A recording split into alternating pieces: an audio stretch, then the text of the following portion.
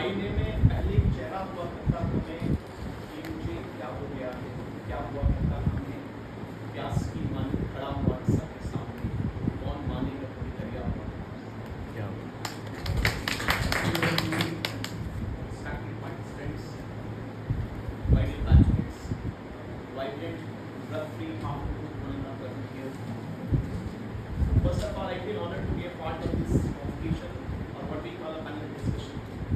Our respected ma'am is sitting here, and it gives me immense pleasure that if I will speak something for the welfare of this topic, it will be very appreciated for me as well as the society. Respected ma'ams, I'm really giving this presentation.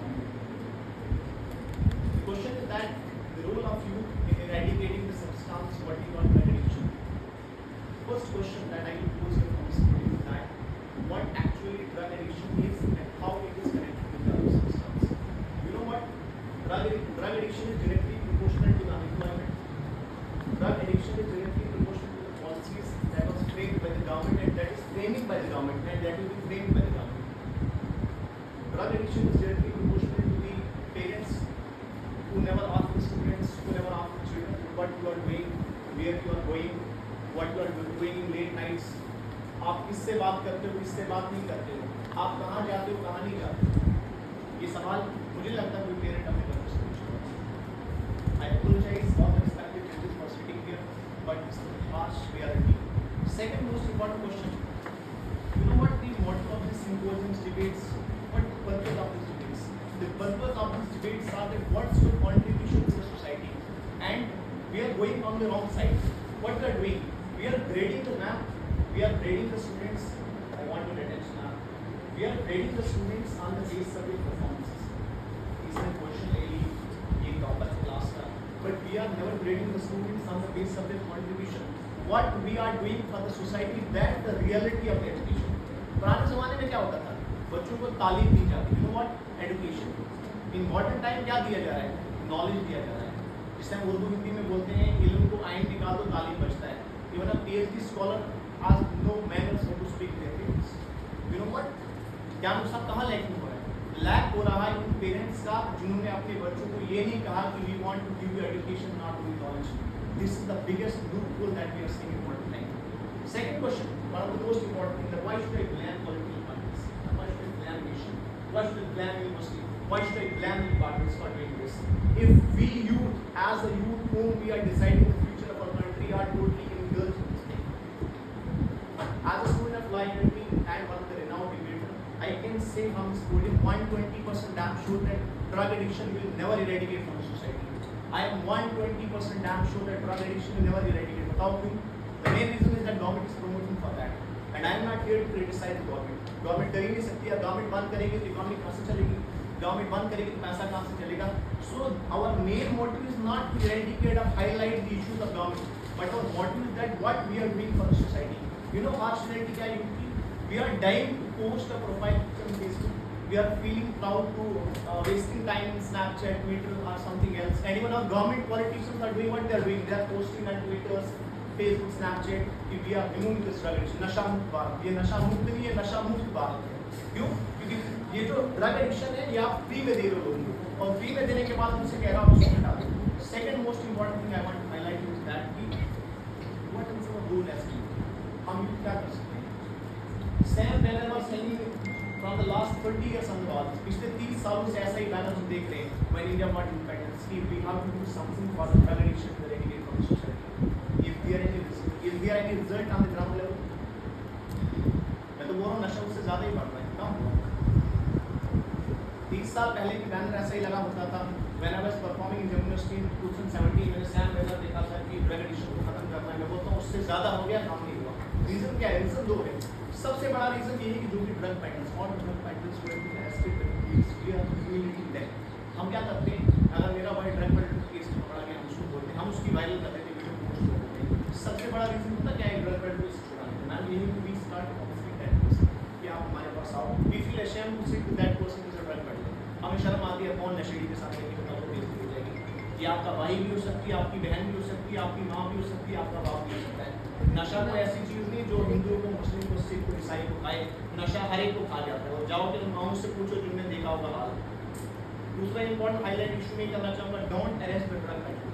क्यों कह रहा हूँ मैं as student of political science में क्यों कह रहा हूँ? अगर आप ड्रग पेडलर को अरेस्ट करते हो ना, उसके दो रीजन है। पहला रीजन तो ये है कि पहले उसकी फैमिली बहुत सफर कर चुकी है। क्यों सफर कर चुकी है? घर में वो बैठता नहीं है, नशा करता है, गालियाँ गलौज करता है, सोसाइटी रोज आती है, इतना ज़्यादा प्रेशर सोसाइटी की फेस करी, माँ बाप की फेस करी। अब आपने उसको जेल में डाला, क्या किया? जेल में डाला। रीजन क्या हुआ? माँ बाप गरीब थे, कभी चलना है कोर्ट, कभी जाना है पुलिस, पैसा कहाँ से लाएंगे, कहाँ से लगाएंगे। तीसरा इसका पता है ड्रॉबैक क्या है? एक बहन जिसका भाई ड्रग पेडलर के केस में पकड़ा गया, जब वो यूनिवर्सिटी जाएगी, वो कॉलेज जाएगी, दूर से लोग बोलेंगे कि आपका भाई ड्रग पेडलर के केस में पकड़ा गया। अब मुझे पता उस बहन का क्या कसूर है? उसने तो हमेशा अपने भाई को कहा था यार प्लीज कम फॉरवर्ड, यार आप सामने आओ, आई एम काउंसलिंग यू, यार I am helping you to overcome this drug addiction. माना ही नहीं उसने। दूसरा थर्ड मोस्ट इंपॉर्टेंट है you we how carrying those seminars which should be organized on the open places, not closed places. All the students who are sitting here are drug free.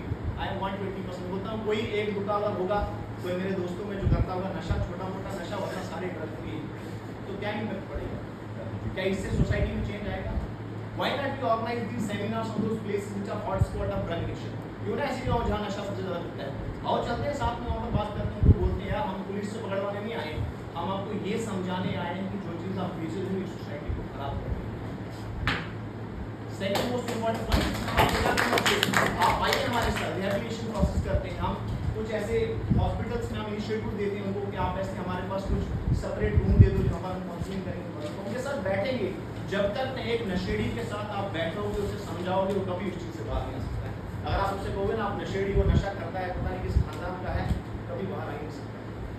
तीसरा important point जो बच्चों ने कहा कि हाँ जी हमारे मोहल्ले में मिलता है, ये होता है, मैं बोलता हूँ पुलिस को कंप्लेंट करने से पहले कभी खुद उसके पास जाओ, उसे समझाओ कि मेरे भाई, मेरी बहन, मेरी माता, मेरे बाप, जो भी आप बेच रहे हैं ये चीज़ सोसाइटी के लिए नहीं है।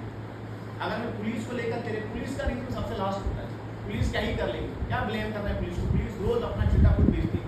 जो 200 ग्राम चिट्टा पुलिस पकड़ती है उसमें 150 ग्राम ही शुरू करती है, 50 ग्राम कहाँ जाता है? पिछले बार का 200-300 ग्राम जो चरस गांजा था वो खा लिया, अब भूख नहीं सकता था, खा लिया। अब बताओ गया कहाँ? ये सोसाइटी का काम है। रिस्पेक्टिव पुलिस बैठती है, इनकी भी रिस्पॉन्सिबिलिटी बनती है कि आप सिर्फ पढ़ाने का काम नहीं करो, क्या पढ़ाने का काम नहीं सिर्फ आपका, आप contributing for the society, that should be majored under the theme of education. This is what education is about. Knowledge नहीं, हमें knowledge बहुत ज़्यादा है, knowledge हर एक के पास होनी है। And last, one more important thing I want to suggest for all the participants. I am not a participant. Last time I spoke in Jamia Millia in 2017. After Seerat Baji, I hosted Jammu and Kashmir State and Jammu and Kashmir Union 3 times national forum. उसके बाद छोड़ दिया। I am a host, professional host. 7-8 साल से hosting कर रहा हूँ, अभी मैं GMC के लिए कर रहा हूँ, विजय बोलते सिर्फ hosting, डिबेट छोड़ दी। लेकिन जब मैं बैठा था मेरा मन करा कि क्यों ना मैं बच्चों को ये समझाऊँ कि आपको क्या चीज़ है। अब अकेला बंदा, भाई ने कहा अकेला बंदे को डर लगता है कि रात को उठा लेंगे। अगर मैं 1 मिलूंगा 2 बनेंगे, 2 से बनेंगे 4, 4 से बनेंगे 8, 8 से बनेंगे 10। हम रिलीजियस मैटर में पॉलिटिक्स नहीं करेंगे, किसने भारत माता बोला, किसने अल्लाह अकबर बोला, ये मेन इशू नहीं है। 1947 से पहले भी अंग्रेजों ने इसी पर लड़ाया था। मुद्दा ये है कि किस वाली कंट्री को हम नशा मुक्त बनाए, किस स्टेट को बनाए, किस डिस्ट्रिक्ट को। यूनिवर्सिटी में चल रहा है, बोलकर क्या करेंगे? कहते हैं कश्मीर में ऊपर थोक विकस, ऊपर मारेंगे थोक अपने मुँह पे गिरती है। कहाँ पढ़ते हो? जम्मू यूनिवर्सिटी में। क्या बिकता है? नशा बिकता है। कौन करती है? लड़कियाँ करती है। कौन करते हैं? लड़के करते हैं। कहाँ बिकता है? हॉस्टल में बिकता है। This will create a negative impact on society. क्या बनेगा? सिक्योरिटी को बोलते हैं। Why should we come forward to talk to them? मैं उनसे बोलूँगा आ जाओ, आप ये जो काम बेच रहे गलत बात है। इससे अच्छा स्पोर्ट एक्टिविटीज प्रमोट कीजिए, गवर्नमेंट स्पोर्ट एक्टिविटीज दे, एम्प्लॉयमेंट दे। गवर्नमेंट दे क्या सकती है? उनके पास कुछ है ही नहीं। टाइम इसलिए मैं ले रहा हूँ कि मैं चाहता हूँ सोसाइटी को इम्पैक्ट पड़े। मैम जब हमारे साथ यहाँ पर बैठेंगे, जब भी लाभ में पढ़ाती है, खास करके क्राइम, मैम हमें जरूर कहती है कि आप ये सोचो कि इस चीज़ में क्या चीज़ लिखी हुई है। अगर यहाँ पर पहुँच करके हम ये नहीं सोच पाएंगे कि इस चीज़ में क्या लिखा है, कोई मतलब ही नहीं आ बैठे, कोई पॉइंट नहीं आ बैठे। लास्ट बट नॉट लीस्ट एक पॉइंट कहना चाहूँगा कि सोसाइटी में आप एक ग्रुप बनाओ, हम साथ चलेंगे सारे, चाहे हिंदू हो, मुस्लिम हो, सिख हो, ईसाई हो, कोई भी हो, ना मानने वाला या मानने वाला, चलो मिलकर चलते हैं। उन इलाकों में एरियाज में जाते हैं, उनसे बात करते हैं कि आप ये चीज़ करो, इसको छोड़ दो, ये हमारा काम नहीं है, इसको छोड़ देंगे। क्योंकि एक बात आप नोटिस कर लेना, नशा छुड़ाना कोई आम बात नहीं होती। जाओ एक शराबी से बॉटल ले लो, मर जाएगा, ऐसे नशा छूटता नहीं है। नशा छोड़ने का तरीका होता है। This is the reality what I am saying. मैं नशेड़ी नहीं हूँ, आप नशेड़ी है तभी इसलिए बोल रहे हैं। This is the reality what I am saying. एक बंदा अगर 5 सिगरेट दिन का पीता है, आप उसकी डब्बी ले लो वो तो पागल हो जाएगा, माँ बाप को गालियाँ देगा, तोड़ देगा, शीशे तोड़ देगा, क्या आपने किया? आपने उसको ज़्यादा मुसीबत में डाला। 5 सिगरेट पीता है एक हफ्ते, उसको 4 ही सिगरेट पिलाओ, 4 के बाद 3 पिलाओ, 3 के बाद 2 पिलाओ, 2 के बाद 1 पिलाओ, फिर किसी अच्छी सी किसी कूल स्पेस पे ले जाओ, बोलो क्या कर रहा है, बट यू आर डूइंग यार, आपकी फैमिली ही पीछे यार, आपके बच्चे हैं आगे। एक नशेड़ी अपने बच्चे को कभी नशेड़ी नहीं बनाता, आपको मालूम है? एक नशेड़ी नशा बेचता है, बच्चों को अच्छे स्कूल में पढ़ाता है, क्यों? क्योंकि जो काम मैंने किया मैं नहीं चाहता हूँ दूसरी फैमिली करे। So it's a moral responsibility that we should come forward to speak to all those drug vendors, to all the victims who have been caught in this activity कि बेटा आप ऐसा मत करो, आप ही कर रहे हो, गलत कर रहे हो, उनको ह्यूमिलेट नहीं करते। मेरा दोस्त नशा करता है, सब लोगों के सामने बोलूँगा ना, वो कब छोड़ेगा? ये तो कोई बेइज्जती उसकी करता है। ये मेरा अपनी दोस्ती का, बल्कि मुझे उससे बोलना है कि काम करते हैं, साथ में बैठते हैं, कि मुझे